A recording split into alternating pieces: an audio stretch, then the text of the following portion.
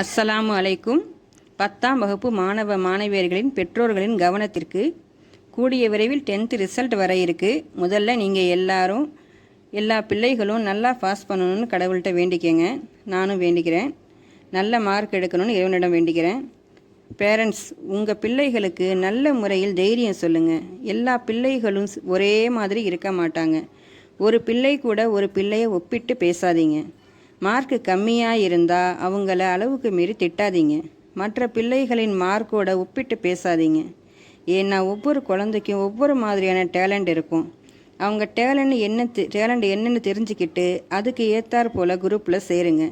அவங்களுக்கு எந்த தொழில் அல்லது அது சம்மந்தப்பட்ட படிப்பு படிக்க விரும்புகிறாங்களோ அதில் சேருங்க. உங்கள் வெறுப்புகளை பிள்ளைகளிடம் திணிக்காதீங்க. பிள்ளைகளை அவங்க திறனுக்கு ஏற்ற மாதிரி குரூப்பில் சேருங்க. அதிகமான சுமையை திணிக்காதீங்க. நிறைய பிள்ளைகளுக்கு அதை மன உளைச்சலை ஏற்படுத்தும். அதுபோல் தேர்ச்சியடையாத பிள்ளைகளையும் தயவு செஞ்சு ரொம்ப அதிகமாக அவங்கள மனசு நோகிற மாதிரி பேசாதீங்க. அவங்களையும் மனசு தைரியம் கொடுத்து உடனே தேர்வு எழுதி மறுதேர்வு எழுதி அதே வருஷம் படிப்பை தொடர்றதுக்கு வசதி இருக்குது.